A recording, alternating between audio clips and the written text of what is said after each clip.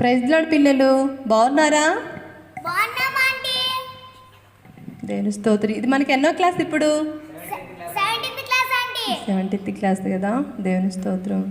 దేవుడు మనకు దినం మనకు నూతనంగా ఇచ్చాడు కాబట్టి ఈరోజు కూడా మనం కథలు చక్కగా నేర్చుకుందాం. పాట ప్రత్యక్ష గుడారం గురించి మనం నేర్చుకుందాం ఈరోజు. సరే పిల్లలు, ప్రతిరోజు మీరు బైబిల్ చదువుకుంటున్నారా? ప్రార్థన చేసుకుంటున్నారా? దేవునికి నమ్మకంగా ఉండండి పిల్లలు. దేవుడు అనుకున్న గడిలో రాబోతున్నాడు కాబట్టి దేవుని కొరకు మనం నమ్మకంగా జీవించాలి పిల్లలు.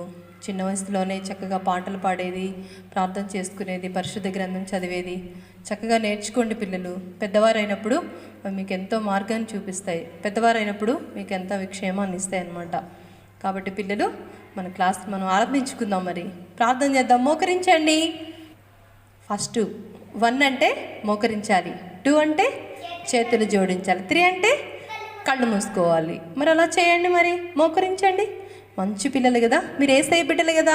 సాతాను పిల్లలు మోకరించరు, ప్రార్థన చేయరు, దేవుని సన్నిధి అంటే ఇష్టపడరు. దేవుని పిల్లలంటే ప్రార్థన అంటే చాలా ఇష్టపడతారు. దేవుని పాటలన్నా వాక్యమన్నా చాలా ఇష్టపడతారు. మరి మీరు ఎవరు పిల్లలు? దేవుని పిల్లలా సాతాను పిల్లలా? దేవుని పిల్లలే కదా. సరే, వెరీ గుడ్ పిల్లలు. మరి మోకరించండి అన్న, మనం ప్రార్థన చేసుకుందాం. యేసయ్యని ప్రార్థన మనం కలుసుకుందామా? చక్కని విషయాలు నేర్చుకుందామా? సరే పిల్లలు, ఈరోజు మనం మంచి కథ వినబోతున్నాం. ప్రత్యక్ష గుడారం గురించి మనం వినబోతున్నాం. దేవుడు మోషేకి ఏం చెప్పాడో, అది ఎట్లా చేశాడో, దేవుడు ఏమేమి ఎట్లా నిర్మించమని చెప్తూ వచ్చాడో, ప్రత్యక్ష గుడారాన్ని ఎట్లా మోషే నిర్మించాడో కూడా నేర్చుకోబోతున్నాం. సరే పిల్లలు, ప్రార్థన చేసుకుందామా? మోకరించండి. అతి పరిశుద్ధ మా తండ్రి, జింగల్ దేవా, మరొక దినం మాకు నూతనంగా ఇచ్చినందుకు ఎంతో స్తోత్రాలు. నీ కృపలో మమ్మల్ని జ్ఞాపకం చేసుకొని సజీవ లెక్కలో ఉంచినందుకు స్తోత్రములు. దయగల మా తండ్రి, నీ సన్నిధిని మేము అనుభవించటకు మీరు మాకు ఇచ్చిన ఈ కృప ఆశ్చర్యతను బట్టి స్తోత్రం దేవా. మరి ప్రభా, ఈ దినం కూడా క్లాస్ మేము ఆరంభిస్తుండగా మాకు పాటలో దయగల తండ్రి, కథలో కూడా నీ కృపను మాకు ఇవ్వండి. మా బిడ్డలు కూడా చక్కగా ఈ యొక్క పాటలు, కంఠస్థ వాక్యాలు చక్కగా నేర్చుకొని దేవుని దయను, మనుషుల దయను వర్ధిల్లినట్లుగా, నీ దయలు వర్ధిల్లినట్లుగా మా బిడ్డలు మీరు సిద్ధపరచుకొని ప్రార్థన చేస్తున్నాం. మా చిన్న బిడ్డలు ఈ కార్యక్రమాన్ని చూస్తున్న సహోదరులు సహోదరులు అందరినీ కూడా దీవించి ఆశీర్వదించండి. వారి జీవితాల్లో క్షేమాభివృద్ధిని కలుగు చేయండి. ఇటువంటి ఈ పరిచర్య వాళ్ళకి తృప్తినివ్వమని ప్రార్థన చేస్తున్నాం. మా ఈ చిన్ని పరిచర్య మీరు ఆశీర్వదించండి తండ్రి, కనికరించండి. నీ దాస్తులను నన్ను కూడా జ్ఞాపకం చేసుకునండి. నీ కృపను నాకు ఇవ్వండి. కీబోర్డ్ వేస్తున్న బ్రదర్ని కూడా నీ కృపను తనకి ఇవ్వండి, సహాయపడుతురండి. ఈ విధంగా నీ దయగల స్థలికి మమ్మల్ని నీకు అప్పగించుకుంటూ యేసుక్రీస్తు నామమున స్తుతించి ప్రార్థిస్తున్నాం తండ్రి, ఆమేన్.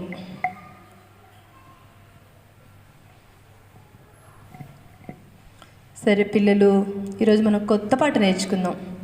యాక్షన్గా ఉంటుంది కానీ కొత్త పాట నేర్చుకుందాం అన్నమాట. పాడదామా? యెహోవా మోషేకు ఏం చెప్పాడు, మోషే ఏం చేస్తాడో అది నేర్చుకుందాం అనమాట. మోషేకి దేవుడు ఏం చెప్పాడు? ఇక్కడ ఉన్నాయి కదా, ప్రత్యక్ష గుడారం గురించి నమూనా ఇదంతా మీకు అంకులంతా వివరించి చెప్తాడు. పిల్లలు, పాట కూడా ప్రత్యక్షపు గుడారం గురించే దేవుని కృపను బట్టి కృత పాట రాయగలుగుతూ వచ్చినాము. కాబట్టి ఆ పాటను ఇప్పుడు మనం నేర్చుకుందాము.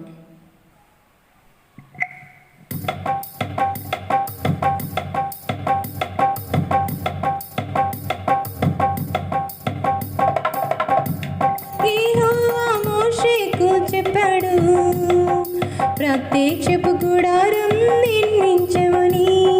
తెలుసుకుందాం మనం, నేర్చుకుందాం మనం, తెలుసుకుందాం మనం, నేర్చుకుందాం మనం. ప్రత్యక్షపు గుడారము నమూనా, ప్రత్యక్షపు గుడారము నమూనా. యెహోవా మోషేకు చెప్పాడు, ప్రత్యక్షపు గుడారం నిర్మించమని. యెహోవా మోషేకు చెప్పాడు, ప్రత్యక్షపు గుడారం నిర్మించమని. మొదటి ఆవరణం అందులోనున్నవి, మొదటి ఆవరణం అందులోనున్నవి. ఇత్తడి బలిపీఠం, ఇత్తడి గంగాళం, ఇత్తడి బలిపీఠం, ఇత్తడి గంగాళం. ఇవి మొదటి ఆవరణం, ఇది ఏ మొదటి ఆవరణం, ఇది ఏ మొదటి ఆవరణం. యెహోవా మోషేకు చెప్పాడు, ప్రత్యక్షపు గుడారం నిర్మించమని. యెహోవా మోషేకు చెప్పాడు, ప్రత్యక్షపు గుడారం నిర్మించమని. రెండవది పరిశుద్ధ స్థలం, అందులో ఉన్నవి. రెండవది పరిశుద్ధ స్థలం, అందులో ఉన్నది బంగారు దీపవృక్షం, సన్నిధి రొట్టె బల్ల, సువర్ణ దీపాగ్ని. ఇది ఏ పరిశుద్ధ స్థలము. రెండవది పరిశుద్ధ స్థలం, అందులో ఉన్నవి బంగారు దీపవృక్షం, సన్నిధి రొట్టె బల్ల, సువర్ణ ధూపాగ్ని. ఇది ఏ పరిశుద్ధ స్థలము. ఇది ఏ పరిశుద్ధ స్థలము. యెహోవా మోషేకు చెప్పాడు, ప్రత్యక్షపు గుడారం నిర్మించమని. యెహోవా మోషేకు చెప్పాడు, ప్రత్యక్షపు గుడారం నిర్మించమని. తెలుసుకుందాం మనం, నేర్చుకుందాం మనం, తెలుసుకుందాం మనం, నేర్చుకుందాం మనం. ప్రత్యక్షపు గుడారం నమూనా, ప్రత్యక్షపు గుడారం నమూనా. యెహోవా మోషేకు చెప్పాడు, ప్రత్యక్షపు గుడారం నిర్మించమని. యెహోవా మోషేకు చెప్పాడు, ప్రత్యక్షపు గుడారం నిర్మించమని. మూడవది అతి పరిశుద్ధ స్థలం, అందులో ఉన్నవి. మూడవది అతి పరిశుద్ధ స్థలం, అందులో ఉన్నవి మందస్తము, కరుణాపీఠం, కెరూబులు. ఇది ఏ ప్రత్యక్షపు గుడారం, ఇది ఏ ప్రత్యక్షపు నమూనా. మూడవది అతి పరిశుద్ధ స్థలం, అందులో ఉన్నవి మందసము, కరుణాపీఠం, కెరూబులు.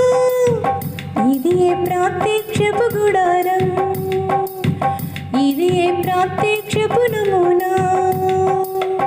మోషే నిర్మించిన గుడారం, మోషే నిర్మించిన గుడారం. యెహోవా మోషేకు చెప్పాడు, ప్రత్యక్షపు గుడారం నిర్మించమని. యెహోవా మోషేకు చెప్పాడు, ప్రత్యక్షపు గుడారం నిర్మించమని. తెలుసుకుందాం మనం, నేర్చుకుందాం మనం, తెలుసుకుందాం మనం, నేర్చుకుందాం మనం. ప్రత్యక్షపు గుడారం నమూనా, ప్రత్యక్షపు గుడారం నమూనా. యెహోవా మోషేకు చెప్పాడు, ప్రత్యక్షపు గుడారం నిర్మించమని. యెహోవా మోషేకు చెప్పాడు, ప్రత్యక్షపు గుడారం నిర్మించమని. తెలుసుకుందాం మనం, నేర్చుకుందాం మనం, తెలుసుకుందాం మనం, నేర్చుకుందాం మనం. ప్రత్యక్షపు గుడారం నమూనా, ప్రత్యక్షపు గుడారం నమూనా.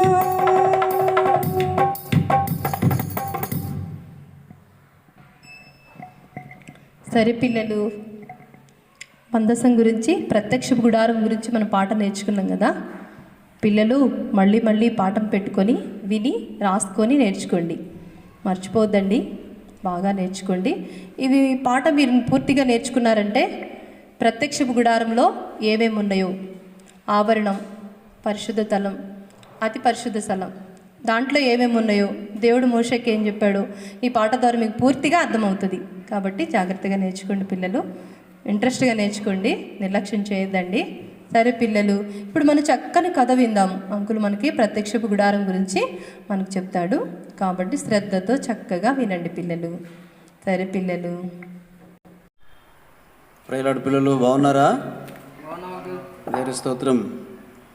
ప్రభు మరొకసారి మేము చూడటానికి లైవ్ ద్వారా ప్రభు నాకు తన కృపను అనుగ్రహించినాడు. స్తోత్రములు. దేవుడు గత దినాల్లో తన కృప సన్నిధి అనుగ్రహించి మనల్ని కాపాడి ప్రభు వారు మనకు మరొక మాసాన్ని కూడా ఇస్తూ వచ్చినాడు. దేవుని స్తోత్రములు. ఇప్పుడు పాట ఆంటి పాడుతూ వచ్చింది కదా, ప్రత్యక్ష గుడారం గురించి పాడుతూ వచ్చింది. స్తోత్రములు.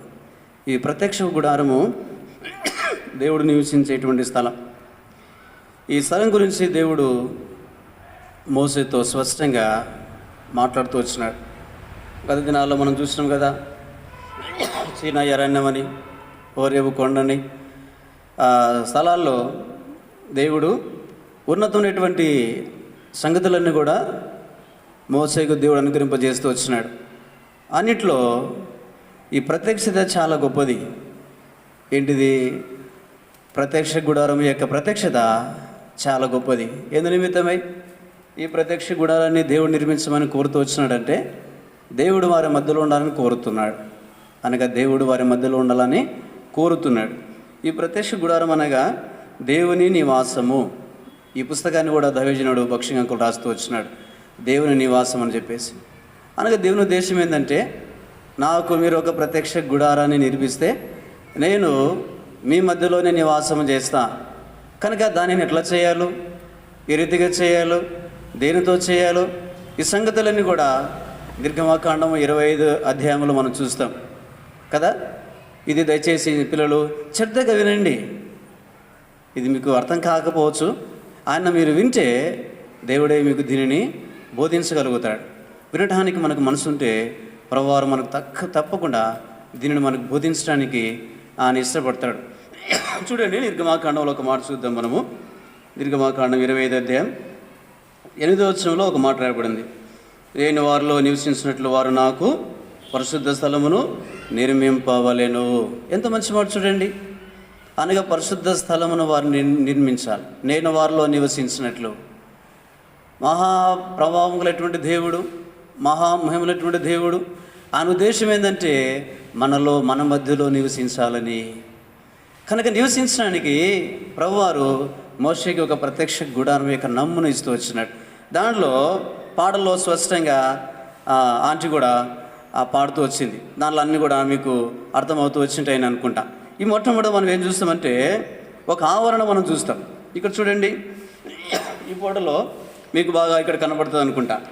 చూడండి, ఇక్కడ ఇదంతా కూడా ప్రత్యక్ష గుడారం యొక్క ఇది ఆవరణం. ఈ ఆవరణంలో మొట్టమొదటిగా ఇక్కడ మనం ఏం చూస్తున్నామంటే ఇక్కడ ఇత్తడి బలిపీఠాన్ని మనం చూస్తున్నాం. చూడండి, ఇక్కడ మొట్టమొదటి చూస్తే ఇత్తడి బలిపీఠం ఉంది. ఈ ఇత్తడి బలిపీఠం దాటిపోతేనే ఇక్కడ రెండవదిగా మనకి ఏం కనబడుతుంది అంటే గంగాళం కనపడేదిగా ఉంది. కనుక ఇత్తడి బలిపీఠము దేనికి సాదృశ్యంగా ఉంది? ప్రభువైన యేసుక్రీస్తు ప్రభువారికి గంగాళం. అదేంటంటే అనుదినం, అనగా దాని ద్వారా మనం కడగబడాలని, అనగా కడగబడి వారు పరిశుద్ధ స్థలంలోనికి ప్రవేశించేవారుగా ఉన్నారు. చూడండి, దేవుని ఏర్పాటు ఎంత గొప్పదో. చిన్న వయసులోనే పిల్లలరా, ఈ మాటలు వినడానికి దేవుడు మీకు గొప్ప అవకాశం ఇచ్చినాడు. వినాలో, శ్రద్ధగా వినాలి. సెల్ ఫోన్లో తిక్క పిచ్చి పిచ్చి చూసి ఆత్మీయ జీవితాన్ని పాడు చేసుకునకూడదు. ఇవన్నీ కూడా ఆత్మీయ క్షేమానికి మేలు కలిగించేటువంటివి.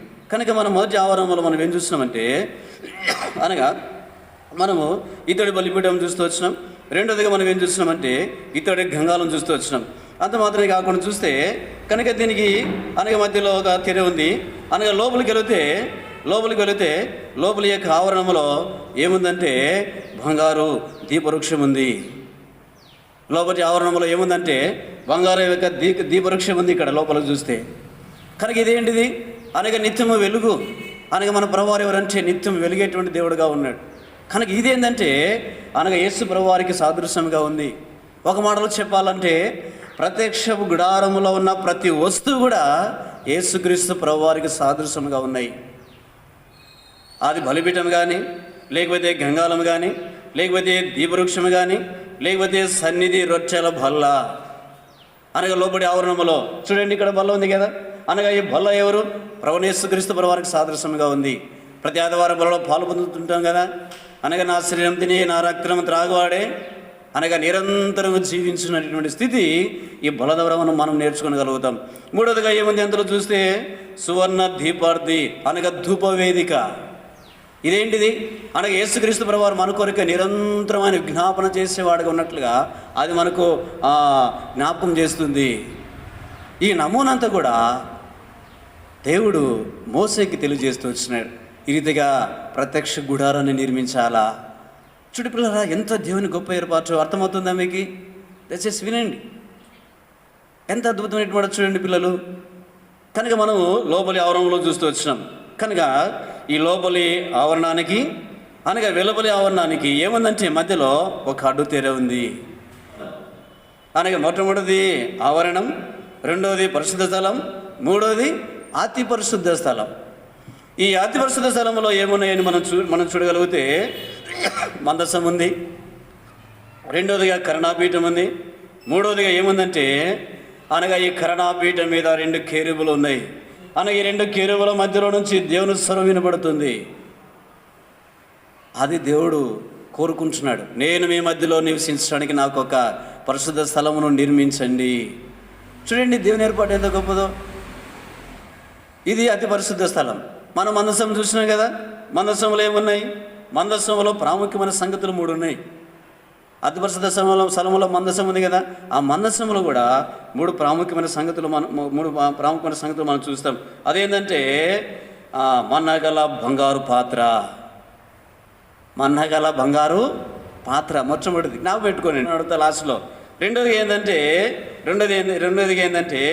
చిగిరించిన అహరోను కర్ర కాదు, చేతి కర్ర. వట్టి కర్ర కాదు, కర్రలు అనేకమైన కర్రలు ఉన్నాయి. చేతి కర్ర కనుక చిగిరించినటువంటిది అది. కనుక మూడవదిగా మనం ఏం చూస్తాము? శాస్త్రంలో లేక నిబంధన పలకలు. ఎక్కడున్నాయి? మందసములో ఉన్నాయి. కనుక ఇదంతా దేవుడిచ్చినటువంటి నమూన. ఎవరికి ఇచ్చినాడు? ఇది మోసేకి ఇచ్చినాడు. ఎందు నిమిత్తమై? నేను మీ మధ్యలో నివసించట కొరకు. దేవుని ప్రేమ ఎంత గొప్పదో చూడండి. ఎవరైనా మహాకాశములు పట్టజాలని మహాప్రభావమైనటువంటి దేవుడు ఈయన. ఆద్యంతం లేని దేవుడైనా, సర్వసృష్టికి ఆధారభూతుడైనా, ఆద్యంతం లేని దేవుడు, సమస్తాన్ని కలిగేసిన దేవుడు ఈయన. ఆ ఉద్దేశం ఏంటంటే నేను మీ మధ్యలో నివసిస్తా, నాకు ఒక నివాస స్థలమును మీరు ఏర్పరచండి. ఎంత అద్భుతమైనటువంటి మాట. ఈ సంగతులన్నీ ఆంటీ పాటలో చక్కగా మీకు వర్ణిస్తూ వచ్చింది. కనుక ఈ ప్రత్యక్ష గుడారం యొక్క ఈ నమూనను మనం వింటూ వచ్చినాం. కనుక మొట్టమొదటి మాట మనం ఏం చూసినాం? ఆవరణంలో మొట్టమొదటిది బలిపీఠం. ఆవరణంలో మొట్టమొదటి కనబడేది బలిపీఠం. రెండోది గంగాలం. అనగా ఈ బలిపీఠము యేసుక్రీస్తు ప్రభువారికి సాదృశ్యం. అట్లా యేసుక్రీస్తు ప్రభువారు మన కొరకై కూడా ఆ కల్వరిలో బలైతూ వచ్చినాడు. ఎందు నిమిత్తమై? మన పాపముల కొరకై, మన అవిధేయత కొరకై, మన అక్రమమైనటువంటి కార్యముల కొరకై, లేకపోతే పాపాంధకారంలో జీవిస్తున్న స్థితిని బట్టి యేసుక్రీస్తు ప్రభువారు పిల్లలారా ఏమన్నాడంటే బలైతూ వచ్చినాడు. ఎంత అద్భుతమైన ప్రేమ. ఆ బలి ద్వారా మానవుడు పరిశుద్ధ స్థలంలోనికి ప్రవేశించేటువంటి ఆధిక్యత ఉంది. పిల్లలారా మీకు అలాంటి ఆధిక్యత ఉందా? ఎప్పుడైనా యేసుక్రీస్తు ప్రభువు రక్తాన్ని ఆశ్రయించినారా? ప్రభువా నన్ను కడగయ్యా, ప్రభువా నీ రక్తముతో మమ్మలను ప్రభువా క్షమించయ్యా అని ఏనాడైనా అంటూ వచ్చినారా? ప్రభువా నేను పాపినని హృదయపూర్వకంగా ఏనాడైనా అంటూ వచ్చినారా? సంవత్సరాల తరబడి దేవునింటికి వచ్చి వెళ్ళిపోతున్నారు కదా. Sunday schools, VBS, youth camps, ప్రత్యేకమైనటువంటి కూడికలు, ప్రభుదినం, పరిస్థితులన్నీ మీ జీవితాల్లో ఉన్నాయి. చిన్నపిల్లలారా ఈ దినాలని వృధాగా పోనించవద్దు, వీన్ని వదిలిపెట్టవద్దు. ఎందుకంటే చివరి దినాలు ఇవి. ఎక్కడ చూసినప్పటికీ కూడా మనుషులు ఆకులు అన్నట్లు రాలిపోతున్నారు కదా. మీకు తెలుసు బాగా సంగతులు, టీవీలో చూస్తుంటారు. కరోనా వైరస్ అని చెప్పేసి అనేకులని వణికించి పడేస్తుంది. ప్రపంచ దేశాలన్నీ కూడా భయంకరమైనటువంటి వేదనతో ఉంటూ వచ్చినాయి. మనం ఈ రీతిగా ఉన్నామంటే దేవుని దయ, దైవ సేవకుల ప్రార్థన, పరిశుద్ధుల ప్రార్థన, దేవుని స్తోత్రములు. కనుక ప్రభు దేశం ఏంటంటే ప్రభువారు మనలో నివసించాలని, అంత మాత్రమే కాకుండా నిత్యత్వంలో నిరంతరం మనం ప్రభుతో ఉండాలని ప్రభువారి యొక్క ఉద్దేశం. అందుకొరకై యేసుక్రీస్తు ప్రభువారు ఈ లోకానికి వచ్చి మన కొరకై ఏమైనాడైనా బలి అయితూ వచ్చినాడు. ఎంత అద్భుతమైన మాట చూడండి. ఆయన బలి అయితూ వచ్చినాడు. ఆ బలియాగం ద్వారానే నీకు నాకు విడుదల విమోచన కలుగుతుంది. ఎక్కడికి వెళ్ళినా, ఏం చేసినా, దేని మీద ఆధారపడినా, దేన్ని అనుసరించినా, దేనికి క్రయధనం చెల్లించినా మనకు విడుదల విమోచన కలగదు. మనల్ని ఎవరు కూడా విడిపించలేరు. ఎవరికి కూడా విడిపించడానికి సాధ్యము కాదు. ప్రియులారా, ఈ విషయాన్ని మర్చిపోవద్దు. అంత మాత్రమే కాకుండా ఈ గుడారానికి, ఈ ప్రత్యక్ష గుడారానికి ఎన్ని దారులు ఉన్నాయి చూడండి. ఈ ప్రత్యక్ష గుడారం కనబడుతుంది కదా మీకు. దీనికి ఎన్ని దారులు ఉన్నాయి? దీనికి చెప్తారా? ఎన్ని దారులు ఉన్నాయి ఈ ప్రత్యక్ష గుడారానికి? ఒకే ఒక దారి. ఎన్ని దారులు ఉన్నాయి? ఒకే ఒక దారి. అంటే దీనికి అర్థం ఏంటిది? యోహాను సువార్త 14:6 ఏమి రాబడింది? యేసు నేనే మార్గమును, నేనే సత్యమును, నేనే జీవమును, నా ద్వారా తప్ప. కనుక ఒకే దారం. ఎందుకంటే నా ద్వారానే వెళ్ళాలా, ఎవరి ద్వారా కూడా వెళ్ళలేము. ఏ స్థితిగతుల ద్వారా కూడా మానవుడు దేవుని దగ్గరికి వెళ్ళలేడు, దేవుణ్ణి చూడలేడు. అది వాస్తవం. పిల్లలు, మీకు అర్థమవుతుంది కదా. చిన్న వయసులోనే అద్భుతమైనటువంటి పాటలు, వాక్యము ప్రభువారు మీ గృహాల్లోనికి తీసుకొస్తున్నాడు. చక్కగా వినండి. చక్కగా ప్రభువారికి అంతరంగంలో స్థానం ఇవ్వండి. పాపక్షమాపణ కొరకై ప్రభువారిని వేడుకొనండి. పాపములు క్షమించడానికి యేసుక్రీస్తు ప్రభువారికి భూమి మీద అధికారం ఉంది. ఎక్కడ పోయినా ఎవరు కూడా మన పాపాలను క్షమించలేరు. ఏ స్థితిగతులు కలిగి లోకంలో జీవించినప్పటికీ కూడా మనం శుద్ధులుగా మనం కాలేము. పాపక్షమాపణ మనం పొందలేము. మన పాపములు క్షమించబడలేవు. పాపలు క్షమించబడకపోతే పాపానికి వచ్చే జీతం మరణం, నిత్య నరకం, అగ్నిగుండం, పాతాళం ప్రలాపించే స్థలం ఉందని పిల్లలు దేవుని వాక్యం జ్ఞాపకం చేస్తుంది. ఆ స్థితి మీకు సంభవించకూడదని ప్రభువారు మమ్మలను ప్రేరేపించిన వాడే మీ యొక్క ఆత్మక్షేమ కొరకై ఈ వర్తమానాన్ని ప్రభు తీసుకొస్తున్నాడు. కనుక చేయవలసింది ఒకటే, ప్రభువా నేను పాపిని అని చెప్పేసి పాపక్షమాపణ కొరకై ప్రభుని వేడుకుంటే ప్రభువారు క్షమించడానికి సిద్ధ మనసు గల దేవుడు ఆయన. నిరాకరించవద్దు. అట్లనే నీ జీవితాన్ని కొనసాగించుకోవడానికి ప్రయత్నం చేయొద్దు. పులుస్టాప్ పెట్టేసా. ఇంకా ప్రభు వైపు చూడు. ప్రభు దగ్గరికి రాగలిగితే దేవుని యొక్క దీవెనలు ఎంతైనా కూడా నువ్వు పొందగలుగుతావు. దేవుని ఆశీస్సులు నువ్వు పొందగలగడమే కాకుండా నిరంతరం నిత్యత్వంలో సదాకాలం ప్రభుతో నువ్వు జీవించగలుగుతావు. అనగా పరలోకంలో నువ్వు జీవించగలుగుతావు. మహామహిమను చూడగలుగుతావు. అలాంటి ఆధిక్యత ప్రభు నీకు అనుగ్రహించడం కొరకై ఈ లోకానికి దిగి వచ్చి నీ కొరకై, నా కొరకై ఆ కలవరలో ఆయన బలైతున్నటువంటి సంగతి ఈ బలిపీఠం ద్వారా మనం నేర్చుకుంటున్నాం.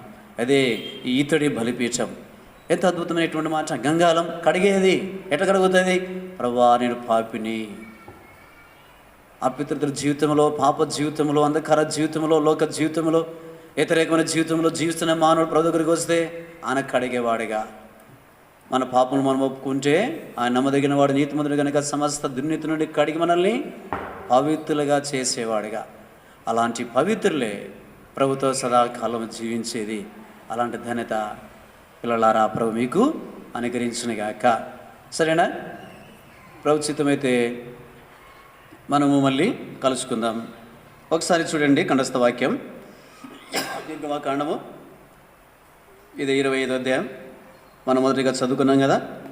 8వ వచనం కంఠస్థ వాక్యము ఈ పాఠంలోనిది. నిర్గమకాండం 25వ అధ్యాయం 8వ వచనం. నేను వారిలో నివసించినట్లు వారు నాకు పరిశుద్ధ స్థలమును నిర్మింపవలెను. కంఠస్థ వాక్యం నేర్చుకోండి. చక్కటి ఈ కంఠస్థ వాక్యాలు నేర్చుకోవడం ద్వారా మీకెంతైనా కూడా క్షేమాన్ని కలుగజేస్తాయి. ఎందుకంటే ఈ దేవుని యొక్క వాక్యం పరసంబంధమైనది. జీవితాలని, బ్రతుకులని మార్చేది, గొప్ప ఉన్నతమైనటువంటి స్థానంలోనికి తీసుకొచ్చేటువంటిది. ఒక చిన్న ఉపమానం చెప్పి నేను ముగిస్తా. ఒక దైవ సేవకుడు యేసుక్రీస్తుని అంగీకరించక మునుపు ఆయనకు ఆ సండే స్కూల్కి చిన్న వయసులోనే వచ్చి ఇలాంటి కంఠస్థ వాక్యాలన్నీ నేర్చుకున్నాడు. పెద్దగైన తర్వాత ప్రభు ఇంటికి దూరం అయిపోయినాడు. పాపంలో పడిపోయినాడు. స్నేహితులతో సహవాసం ఎక్కువ చేసుకొని లోకంలో విచ్చలవిడిగా జీవిస్తున్నాడు. అలాంటి కారణాన్ని బట్టి ఆ స్నేహితులని అతనిని పోలీసులు పట్టుకెళ్ళినారు. భయంకరంగా స్టేషన్లో వేసి వారిని కొడుతున్నారు. అలాంటి సందర్భాల్లో ఆ పోలీసులో ఒక క్రైస్తవుడు ఉన్నాడు. క్రైస్తవుడు ఉన్న కారణాన్ని బట్టి ఈ వ్యక్తి ఏమన్నాడంటే, అయ్యా నేను చర్చికి వెళ్తానయ్యా అన్నాడు. చర్చికి వెళ్తానంటే, మరి నువ్వు చర్చికి వెళ్తావు కదా, ఒక కంఠస్థ వాక్యం చెప్పు, లేకపోతే ఒక వాక్యం అని చెప్పేసి ఆ పోలీసు అడిగినప్పుడు చిన్నతనంలో నేర్చుకునేటువంటి కంఠస్థ వాక్యాలు అంతరంగంలో హృదయంలో పెట్టుకున్నాడు కదా, పెద్దగైనాడు కదా, దాదాపు 18-20 సంవత్సరాలు వచ్చినాయి. ఆ సమయాల్లో ఆ కంఠస్థ వాక్యాలు మర్చిపోలేదు. తొలగిపోయినప్పటికీ అంతరంగంలో ఉన్నాయి. ఆ కంఠస్థ వాక్యం చెప్పిన ఒక వాక్యం, దేవుడు లోకమును ఎంతో ప్రేమించెను అనేటువంటి మాట చెప్పగానే ఆకున్నటువంటి దేశంలో ఉన్న పోలీసు సంతోషించి ఆనందించిన వాడే, నిజంగా నువ్వు చర్చికి వెళ్తున్నావు, క్రైస్తవునే, దేవుని బిడ్డవే అని చెప్పేసి ఏమీ కొట్టకుండా, ఒక దెబ్బ వేయకుండా ఆ పిల్లవాడిని అనగా ఆ యవనస్తుని ఏం చేస్తున్నాడంటే వదిలిపెట్టేసినాడు. ఇంటికి వచ్చిన తర్వాత మోకాల మీదకి వెళ్ళి, ప్రభువా ఒక్క వాక్యం, ఒక కంఠస్థ వాక్యం చెప్పిన కానబట్టి నన్ను నువ్వు కాపాడుతూ వచ్చినావే, బ్రతుకుతే నీ కొరకే బ్రతుకుతా ప్రభువా అని చెప్పేసి తీర్మానం చేసుకుని రక్షించబడి మారమనసు పొంది ఉన్నతమైన గొప్ప సేవ చేస్తూ వచ్చినాడు. ఎంత గొప్ప ధన్యత చూడండి. ఒక చిన్న కంఠస్థ వాక్యం నేర్చుకుని ఎంత గొప్ప ధన్యత దేవుడు ఇస్తున్నాడు చూడండి. కానీ నేర్చుకుని మీరు ఆకరించవద్దు, సరేనా? మీ హృదయంలో భద్రపరుచుకోనండి. ప్రార్థన చేద్దాం. దయచేసి మోకరించండి. ప్రస్తుతమైతే రేపు మళ్ళీ మనం మళ్ళీ రేపు క్లాసులో మనం కలుసుకుందాం. ప్రేమగల తండ్రి యేసుప్రభు వారి నామమున స్తుతులు చెల్లిస్తుంటున్నాం. ఈ దినం కూడా మీ బిడ్డలతో కలుసుకునేటువంటి ధన్యత మాకు ఇచ్చినారు, స్తోత్రములు. మరి నూతనంగా ప్రత్యక్ష గుడారపు గురించి ఒక పాట, దాని గురించి క్లుప్తంగా బిడ్డలకి కొన్ని మాటలు చెప్పే ధన్యత ఇచ్చిన స్తోత్రములు. మా బిడ్డలని ఆత్మీయులుగా వారిని కట్టాలని మా ఆశ. తర్వాత చిత్తమైతే ఈ పరిచర్యను తండ్రి మీరు వృద్ధి పొందింప చేయండి. మీ బిడ్డల జీవితాల్లో బలమైన కార్యం జరిగించండి, మీరు ఆకర్షించండి ప్రభువా. ప్రేమగల తండ్రి, మీ బలియాగము ద్వారా రక్షణ, మారు మనసు, పాపక్షమాపణ పొంది నిత్యత్వంలో సదాకాలం నీతో వారు ఉన్నట్లు చేయండి. దేవా స్తోత్రము చెల్లిస్తుంటున్నాం. మాకు ఇచ్చిన ఈ ఆలోచనలో ఉన్నతమైన పరిచయ కొరకే స్తోత్రములు. అంచెలంచెలుగా దీవిస్తున్నామని వివిధ స్థలకు అప్పగిస్తూ మీరు చేసిన మేలంతరి కొరకే స్తోత్రములు, ఘనత, మహిమ, ప్రభావాలు మీకు ఆరోపిస్తూ యేసుక్రీస్తు ప్రభువారి నామమున ప్రార్థించి అడిగి వేడుకుంటున్నాము తండ్రి. ఆమేన్. థ్యాంక్ యూ పిల్లలు. సరే, ప్రోత్సితమైతే మళ్ళీ కలుసుకుందాం. Praise lord.